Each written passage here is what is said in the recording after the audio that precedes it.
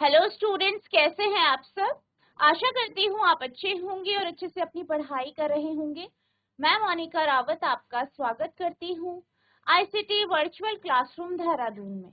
बच्चों, आज हम क्लास 12th का जो आपका सब्जेक्ट है फिजिक्स, उसका चैप्टर करंट इलेक्ट्रिसिटी को कंटिन्यू करें। ठीक है, तो हम यहाँ पे करंट इलेक्ट्रिसिटी जो आपका चैप्टर है उसे पढ़ रहे थे। पिछले लेक्चर में हमने यहाँ पे ड्रिफ्ट वेलोसिटी अथवा वेग के बारे में पढ़ा था। इसके बाद हमने जो है यहाँ पे देखा था कि किसी कंडक्टर से जो आपकी किसी कंडक्टर में जो है ड्रिफ्ट वेलोसिटी कितनी होती है, ये हमने देख लिया था। इसके साथ साथ हमने जो है ड्रिफ्ट वेलोसिटी के जो है और करंट के बीच में एक रिलेशन निकाला। आज हम बात करेंगे relation between drift velocity and current density, यानी धारा घनत्व और अपवाह वेग में क्या जो है संबंध है। ठीक है, अगर हम बात करें करंट डेंसिटी की यानी धारा घनत्व की, तो धारा घनत्व के बारे में क्या कहा जाता है। धारा घनत्व के बारे में कहा जाता है कि धारा घनत्व को हम जे से रिप्रेजेंट करते हैं और ये बराबर होता है I अपॉन ए। ठीक है, I अपॉन ए। ठीक है, तो ये आपका क्या कहलाता है, धारा घनत्व कहलाता है। अब अगर हम करंट की बात करें तो करंट का फॉर्मूला होता है NeAVD। ठीक है, NeAVD आपने पढ़ा है पिछले लेक्चर में। हमने I और VD यानी धारा और ड्रिफ्ट वेलोसिटी के बीच में रिलेशन निकाला था, जिसमें हमें क्या पता था कि I बराबर होता है आपका NeAVD। ठीक है, तो ये क्या है आपका धारा घनत्व। ठीक है, जे से रिप्रेजेंट करते हैं, जे बराबर I अपॉन ए, और I होता है आपका NeAVD के बराबर। अब I की जगह NeAVD रख देंगे तो J बराबर NeAVD अपॉन ए। ए से ए कैंसिल, तो हमारे पास आ जाएगा J बराबर NeVD। ठीक है, नोट करें। ठीक है, तो यहाँ पे आप देख सकते हैं कि जे है वो क्या है आपका धारा घनत्व है। ठीक है, और N क्या है, इलेक्ट्रॉनों की संख्या।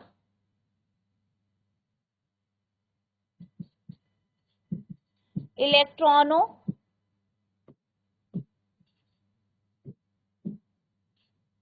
की संख्या। ठीक है, ई जो है वो चार्ज है इलेक्ट्रॉन का,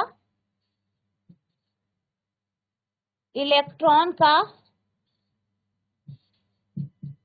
आवेश, और जो वीडी है वो अपवाह वेग है।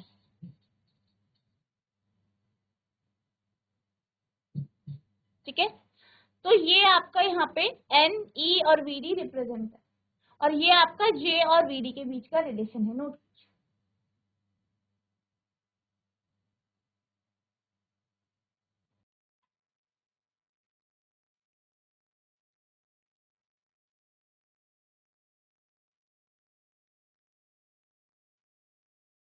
अब हम चलते हैं जो है आपके अगले टॉपिक की ओर, जो है मोबिलिटी ऑफ इलेक्ट्रॉन। अब इलेक्ट्रॉन मोबिलिटी से आप क्या समझते हैं, इसको हम यहाँ पे समझें। जब भी हम मोबिलिटी की बात करते हैं, मोबिलिटी यानी गतिशीलता, तो जब भी हम इलेक्ट्रॉन की गतिशीलता की बात कर रहे हैं, यानी हम इलेक्ट्रॉन के मोशन यानी गति की बात करते हैं कि इलेक्ट्रॉन किस प्रकार से गति कर रहे हैं, उनकी गति किस तरीके से। ठीक है, तो बेसिकली जो भी आपका मोबिलिटी है, गतिशीलता है, वो ये बताता है कि जो भी आपका आवेश है वो किस तरीके से मूव कर रहा है, गति कर। ठीक है, अगर हम मोबिलिटी की बात करें, गतिशीलता की बात करें, तो गतिशीलता को हम किस तरीके से समझ सकते हैं, इसको हम जो है अपवाह वेग प्रति यूनिट या प्रति इकाई जो आपका विद्युत क्षेत्र है उसके रूप में हम इसे परिभाषित कर सकते हैं, यानी म्यू बराबर वीडी अपॉन ई, जहाँ पे वीडी क्या है आपका अपवाह वेग यानी ड्रिफ्ट वेलोसिटी है। वीडी क्या है, ड्रिफ्ट वेलोसिटी, अपवाह वेग, और ई क्या है? ई है विद्युत क्षेत्र।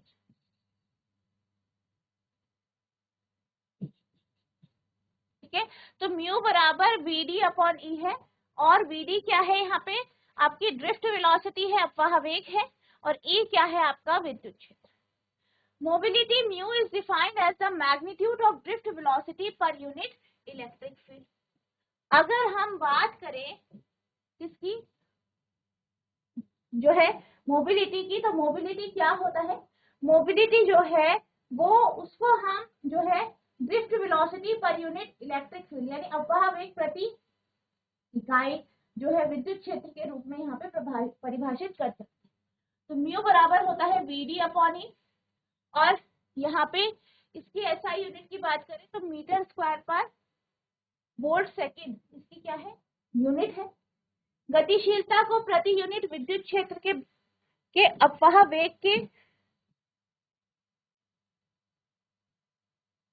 परिमाण के रूप में परिभाषित किया जा सकता है। ठीक है, अब हम यहाँ पे जो है म्यू की वैल्यू निकालेंगे।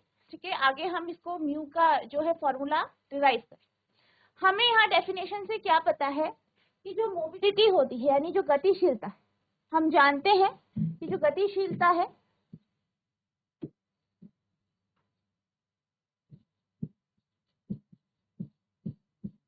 क्या जानते हैं कि जो मोबिलिटी है यानी गतिशीलता है, ठीक है, यानी मोबिलिटी बोलते हैं जैसे,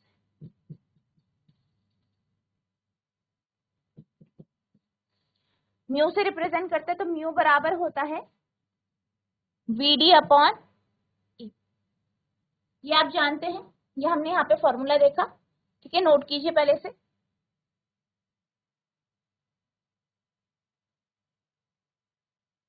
ठीक है, अब पिछले लेक्चर में हमने वीडी का फॉर्मूला निकाला था, क्या आया था?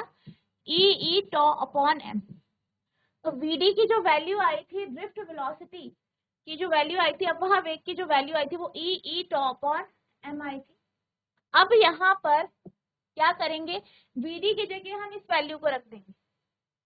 ठीक है, तो यहाँ पे हमारे पास आएगा mu equals to E tau upon M E. यहाँ पे जो है आप देख सकते हैं यहाँ पे भी ई है, यहाँ पे भी ई है, दोनों कैंसिल हो जाएंगे, तो म्यू बराबर आ जाएगा ई टॉ अपॉन एम। तो ये आपका मोबिलिटी का फॉर्मूला आ जाएगा। ठीक है, इस तरह। अब यहाँ पे आप देख सकते हैं म्यू किसे रिप्रेजेंट कर रहा है? मोबिलिटी यानी गतिशीलता को।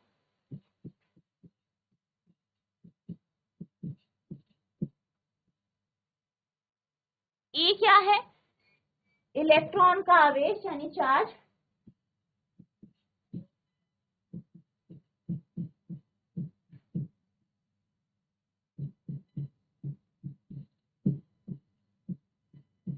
ठीक है, टॉ क्या है यहाँ पे? आपका रिलैक्सेशन टाइम, और एम क्या है? मास। ठीक है,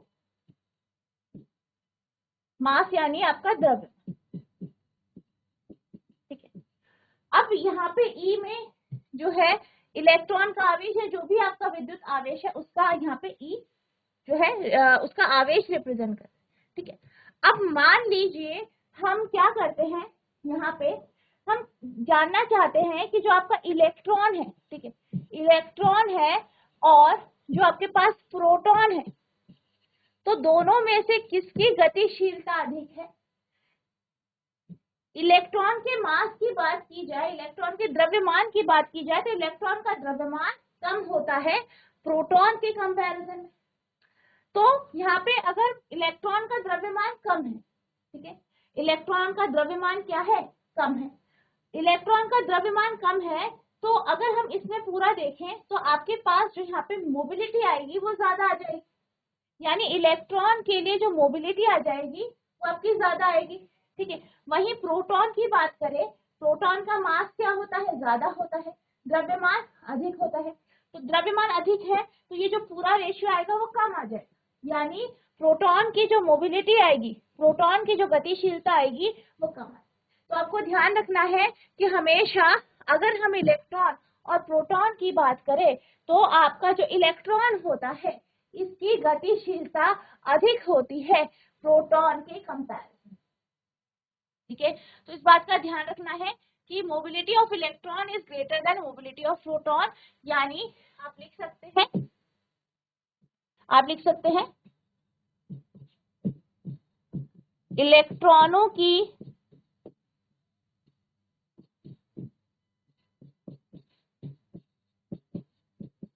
गतिशीलता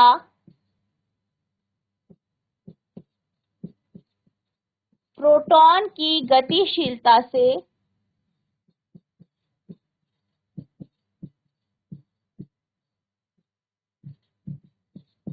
अधिक होती है।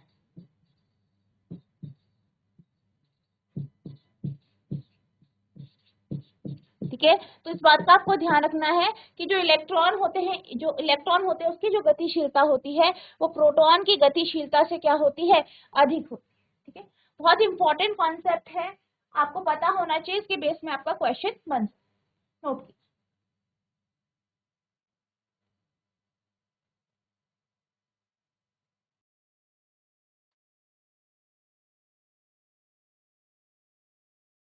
अब हम चलते हैं अगले टॉपिक की ओर। तो आपका अगला टॉपिक है ओम का नियम यानी ओम्स लॉ। यहाँ पे हम ओम के नियम या ओम्स लॉ के बारे में बात करेंगे। इस नियम को आपने क्लास 10th में भी पढ़ा है। तो अगर हम ओम्स लॉ की बात करें तो ओम्स लॉ बेसिकली क्या बताता है? ओम्स लॉ बताता है कि जब भी किसी चालक से धारा प्रवाहित की जाती है तो जो उस चालक है, चालक में जो आपका विभव अंतर है और जो उससे धारा प्रवाहित होगी, उन दोनों के बीच में क्या संबंध हो।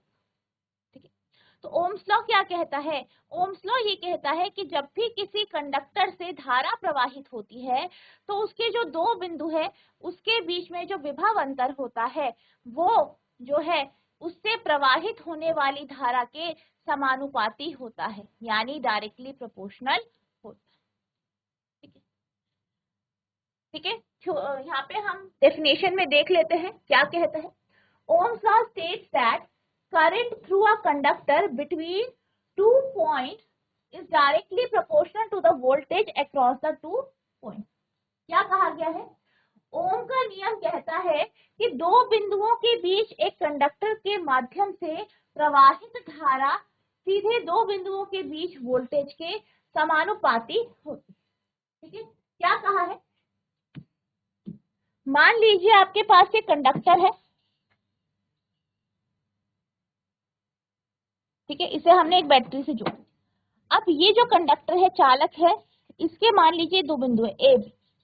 अब इस कंडक्टर से जो धारा प्रवाहित होगी वो किसके ऊपर निर्भर करेगी? जो इसके दो बिंदुओं पे वोल्टेज लगा है, विभव अंतर। और आप जानते हैं वोल्टेज किससे लगता है आपका, यहाँ पे सेल के कारण। ठीक है, तो धारा किसके ऊपर डिपेंड कर रही है? V के ऊपर डिपेंड कर रही है। ठीक है, यानी अगर आपका V बढ़ा, वोल्टेज बढ़ा तो धारा का प्रवाह बढ़े, वोल्टेज कम हुआ तो धारा का प्रवाह कम हो। ठीक है, तो यही आपका ओम का नियम कहता है। Ohm's law formula is written as, Ohm के नियम का सूत्र इस प्रकार लिखा जाता है, V is directly proportional to I। ठीक है, V is directly proportional to I, यानी V जो है, विभव अंतर जो है वो समानुपाती है I। ठीक है, अब इसके ग्राफ की हम बात कर लेते हैं। V और I के बीच में, क्योंकि जैसे हमने देखा कि V और I क्या है, समानुपाती है, यानी V बढ़ा तो I बढ़े।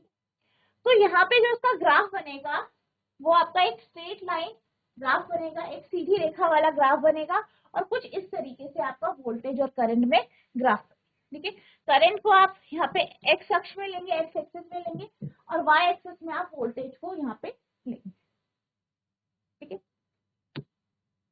अब यहाँ पे V जो है वो डायरेक्टली प्रोपोर्शनल है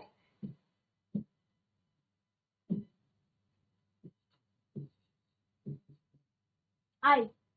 ठीक है, अब अगर हम यहाँ पे ये जो आपका प्रोपोर्शनैलिटी का जो साइन है इसे हटाते हैं तो हमारे पास एक नियतांक यानी कांस्टेंट आता है आर, ठीक है। और ये जो नियतांक या कांस्टेंट है इसे हम क्या बोलते हैं, ये आपका है प्रतिरोध यानी रेजिस्टेंस, ठीक है। तो यहाँ पे जब भी आप क्या करते हैं, प्रोपोर्शनैलिटी के साइन को हटाते हैं तो हमारे पास एक कांस्टेंट वैल्यू आती है जिसे हम क्या कहते हैं, रेजिस्टेंस यानी प्रतिरोध, ठीक है। Therefore V is equals to RI, ठीक है। V बराबर RI के है, where R is constant, यहाँ पे R क्या है, एक नियतांक है, called resistance, जिसे हम क्या कहते हैं, रेजिस्टेंस यानी प्रतिरोध कहते हैं। R depends on the dimension of the conductor, R की बात की जाए तो R किसके ऊपर निर्भर करता है, जो आपका कंडक्टर है, जो चालक है, उसकी डायमेंशन के ऊपर ये निर्भर करता है। And also on the material of the conductor, ठीक है। आपका जो कंडक्टर है उसकी डायमेंशन क्या है, उसका मटीरियल कैसा है, ठीक है, उसके ऊपर डिपेंड करता है। इसकी एसआई यूनिट की बात की जाए तो कितनी होती है, ओम, ओम इसकी एसआई यूनिट या एसआई मात्रा, इसलिए V equals to R I, जहां R क्या है, एक स्थिरांक या नियतांक है जिसे प्रतिरोध कहा जाता है। R कंडक्टर के आयाम, R कंडक्टर के आयामों और कंडक्टर की सामग्री या कंडक्टर का जो पदार्थ है उस पर निर्भर करता है। इसका मात्रक क्या है, ओम, ठीक है। आपने इसका एक और फॉर्मूला पढ़ते हैं आप, R equals to rho l upon a, ठीक है। तो यहाँ पे बात की गई, क्या कहा गया है कि जो आपका R होता है, प्रतिरोध होता है, वो चालक की डायमेंशन के ऊपर निर्भर करता है और उसका मटेरियल। इस फॉर्मूले से आप देख सकते हैं कि L और A क्या है, डायमेंशंस को रिप्रेजेंट कर, इसकी जो आपका कंडक्टर है, चालक है, इसकी विमा कैसी है, लंबाई कैसी है, क्षेत्रफल कैसा है, अनुप्रस्थ काट का क्षेत्रफल एरिया कैसा है, ठीक है। तो ये डायमेंशन को रिप्रेजेंट कर रहा है। और रोह की बात की जाए तो रोह किसको रिप्रेजेंट कर रहा है, पदार्थ की जो क्वालिटी है वो कैसा है, किस चीज का बना है, पदार्थ कैसा है, ठीक है, या जो आपका कंडक्टर है उसका पदार्थ कौन सा, उसके ऊपर ही आपका रोह यानी रेजिस्टिविटी निर्भर कर, प्रतिरोधकता निर्भर कर, ठीक है। तो ये आपका आर का फॉर्मूला ये भी है, इसे भी आप नोट करें, ठीक है। जहाँ पे आप लिखेंगे रोह क्या है, रेजिस्टिविटी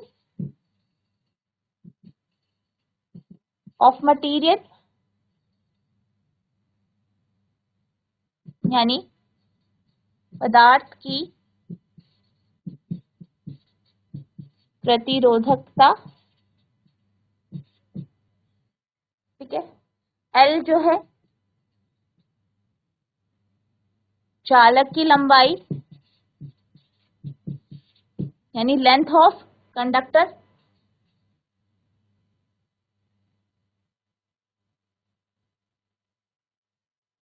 और क्या है आपका ए, एरिया ऑफ क्रॉस सेक्शन, ठीक है, यानी अनुप्रस्थ काट का क्षेत्र, नोट करें।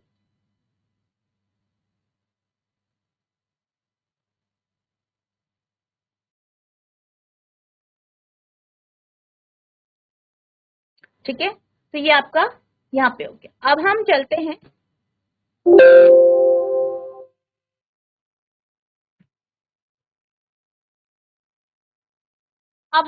हैं हमारा जो अगला टॉपिक है उसमें हम ओम के नियम को यहाँ पे रिड्यूस करेंगे, यानी यहाँ पे हम क्या करेंगे, डेरिवेशन करेंगे ओम के नियम, ठीक है। तो आपको टॉपिक है डिडक्शन ऑफ ओम्स लॉ, ठीक है। अब जैसे कि आप जानते हैं कि ओम के नियम को हम किसमें लगाते हैं, जब आपके पास कोई कंडक्टर होता है वो किसी सर्किट से, ठीक है। और हम अभी तक पढ़ चुके हैं कि जब भी हम किसी चालक को जो है, मान लीजिए चालक है, इसे बैटरी से हम जोड़ते हैं, ठीक है, ये हमारी बैटरी है, इससे हम जोड़ते हैं, तो क्या होता है, यहाँ पे बैटरी से क्या होता है, करंट फ्लो करता है, धारा प्रवाहित हो, ठीक है, धारा प्रवाहित होती है। और आपको पता है कि जो कंडक्टर होते हैं, चालक होते हैं, उसमें क्या होते हैं, मुक्त इलेक्ट्रॉन होते हैं, जो कि धारा के विपरीत दिशा में यहाँ पे गति करते हैं। और इनकी जो औसत चाल होती है या औसत वेग जो होता है, उसे हम vd से यहाँ पे लिखते हैं, जिसे आप ड्रिफ्ट वेलोसिटी या अफवाह वेग कहते हैं, ठीक है। तो हमारा जो यहाँ पे लॉ है वो इसी प्रकार के कंडक्टर के लिए है, जो कि किससे जोड़ा गया है, बैटरी से जोड़ा गया है। अब यहाँ पे सबसे पहले हम ड्रिफ्ट, इस केस में ड्रिफ्ट वेलोसिटी को लेंगे, अफवाह वेग को लेंगे। तो आप लिखेंगे मान ले एक चालक है जिसे एक बैटरी से जोड़ा गया है। इस चालक के इलेक्ट्रॉन का अपवाह वेग यानी ड्रिफ्ट वेलोसिटी, यानी जिसे आप क्या कहते हैं, ड्रिफ्ट वेलोसिटी कहते हैं। तो ड्रिफ्ट वेलोसिटी का फॉर्मूला हमें पता है, क्या है, vd equals to E tau upon M. Note कर लीजिए, ठीक है। और आप यहाँ पे जानते हैं ई, जो कैपिटल ई है वो किसे दर्शा रहा है, विद्युत क्षेत्र को यानी इलेक्ट्रिक फील्ड को दर्शा,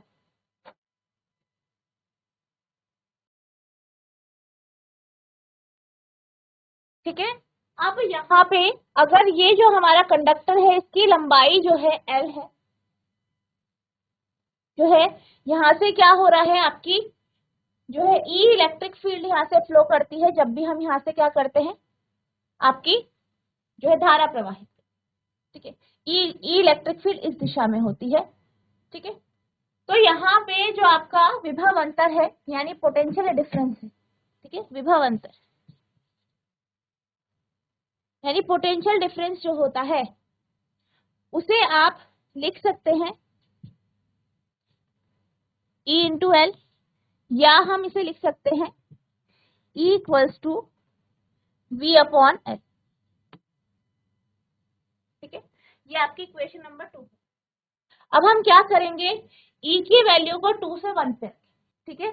यहाँ पे E आपका V अपॉन एल है, अब इस वैल्यू को आप यहाँ पे रखें, ठीक है। तो हमारे पास आ जाएगा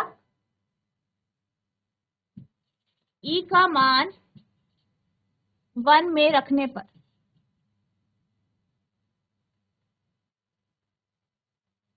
ठीक है, क्या आता है आपका Vd equals to E tau upon, यहाँ पे m है आपका।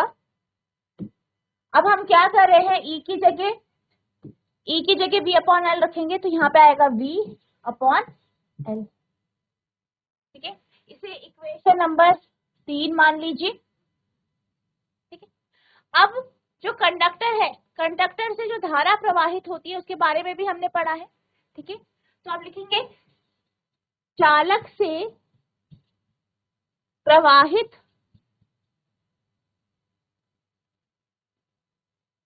होने वाली धारा यानी करंट थ्रू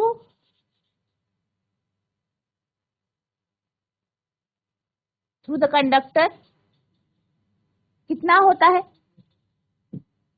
आई का रिलेशन जो आपने वीडी के साथ निकाला था वही फॉर्मूला, जीआईसी डीडी हार्ट को एक बच्चा माइक ले लीजिए। हमने आई यानी करंट और वीडी यानी आपका जो ड्रिफ्ट वेलोसिटी या आपका वेग होता है, इनके बीच में एक रिलेशन पढ़ा था, एक फॉर्मूला पढ़ा था, आपको वो फॉर्मूला बता, उसी का यहाँ पे हम यूज करें। GIC DD हाथ, बेटा माइक ले लीजिए। क्या आप तक मेरी आवाज पहुंच रही है? हैंड रेस कीजिए। Hello, good morning ma'am. Good morning बेटा, आपका हेलो नाम क्या है? मैम, अर्षित। अर्चित बेटा, आप बताइए कि आई और वीडी के बीच में जो रिलेशन होता है ना, वाला फॉर्मूला आपको बताना। Yes ma'am. हाँ जी। I equal to NEABD। Very good, very very good Archit, बैठ जाइए बेटा, आपने बिल्कुल सही आंसर दिया है। ठीक है, तो यहाँ पर हमने जो है ये फॉर्मूला जो पिछला लेक्चर था उसमें डिराइव किया था, अभी भी हमने डिस्कस किया, अभी जब हम डेरिवेशन कर रहे थे। तो आई और वीडी के बीच का जो रिलेशन होता है वो होता है NEAV। वेरी गुड बेटा, आप बैठ जाइए। अर्चित बेटा आप बैठ जाइए। दूसरी हम मान लेते हैं इक्वेशन नंबर 4। अब आप क्या करेंगे, जो आपकी इक्वेशन 3 है, यहां से वीडी की वैल्यू इधर, ठीक है, I इक्वल्स टू NEAVD, तो VD की वैल्यू रखेंगे आप यहाँ पे, कितना है EV टॉ अपॉन ML।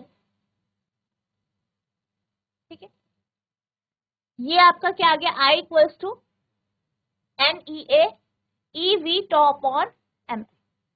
अब जब हम बात करते हैं ओम के नियम की, तो हमें क्या पता है कि जो आपका पोटेंशियल डिफरेंस है, विभव अंतर है, वो डायरेक्टली प्रोपोर्शनल है I के, या आप लिख सकते हैं V इक्वल्स टू IRI। ठीक है, तो यहाँ पे आप देख सकते हैं I हमारे पास है, V हमारे पास। ठीक है, तो अब आप क्या करेंगे, यहाँ पे अगर V अपॉन I की बात की जाए तो ये आपको R देता है। ठीक है, तो हमें यहाँ पे V अपॉन I ले, ठीक है, ठीक, तो यहाँ पे आपके पास आएगा, आप क्या करेंगे, V अपॉन I, ठीक है, equals to ML upon N E का स्क्वायर A टाउ।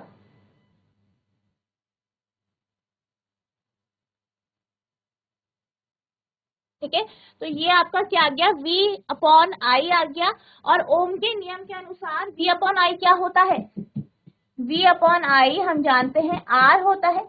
ठीक है, हमें पता है, तो हमारे पास आ जाएगा V upon I equals to ML upon NE square A tau, ये होगा आपका बराबर R।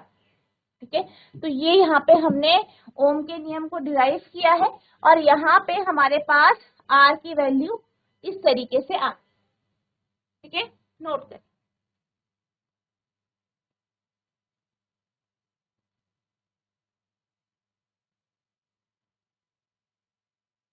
ठीक है, अब यहाँ पे आप एक और चीज देख सकते हैं।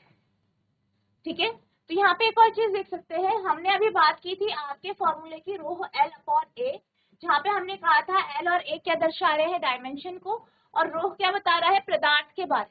ठीक है, तो यहाँ पे भी आपके पास L भी है, A भी है। ठीक है, तो यहाँ पे MNE स्क्वायर टॉ किसे दर्शा रहा है, आपका रो। ठीक है, तो यहाँ से आप निकाल सकते हैं कि आपका R बराबर ये है, तो आपके पास क्या आ जाएगा, R equals to MNE square tau L upon A, जो कि बराबर है रोह L अपॉन A के, यानी रोह की वैल्यू यहाँ पे आ गई M अपॉन NE स्क्वायर टॉ। ठीक है, तो ये आपका रेजिस्टिविटी आ गई है, तो ये इस तरीके से नोट कर लीजिए।